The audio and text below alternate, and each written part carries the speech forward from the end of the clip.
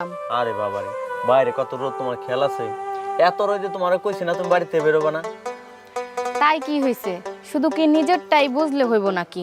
স্বামীর প্রতি খেয়ালও তো রাখতে হইব। আচ্ছা বুঝছি, আজকে তোমার একটা ফেয়ার অ্যান্ড লাভলি সোনু কিনে দেবো। আচ্ছা ঠিক আছে। দাঁড়াও, দিতেছি, তুমি নিয়ে যাও। অনেক দেও ভাই, একটা চা দাও খাই। চা? রাজু ভাই, আমি তো দুপুরবেলা চা বেছি না, তুমি তো জানোই। চা খাইতেছো কে? তোমরা ভাত খাও নাই? ভাই খাইতে গেছিলাম, কিন্তু একটা মাছ নিয়ে আব্বা আমারে মাছ দেয় না, এই নিয়ে বউয়ের সাথে একটা ঝামেলা হয়েছে। পরে রাগ করে ভাত রেখে চলে আসছি। কি কো ভাই, এই দুপুরবেলা তুমি না খেয়ে রয়েছো, না খেয়ে বাড়ি থেকে বেরিয়ে এসো?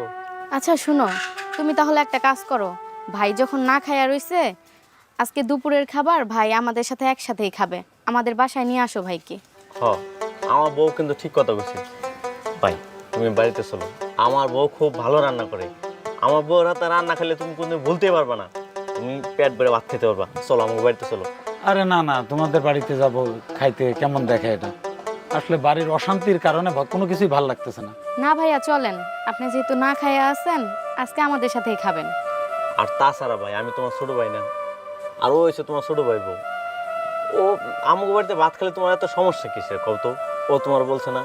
ভাইজান চলেন না আমগো বাসায়, আপনি গেলে আমগো দুজনেরই ভাল লাগবো। আজকে আমাদের সাথে একসাথেই খায়েন দুপুরে। দেখ, তোমরা যখন এত করে বলতেছো তাহলে চলো যাই, তোমার আজকে দুপুরবেলা তোমার বাসায় খাই।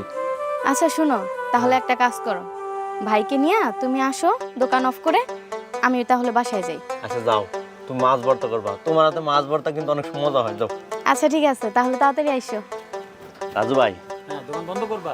হ, আমার বউ খুব ভালো রান্না করে। চলো।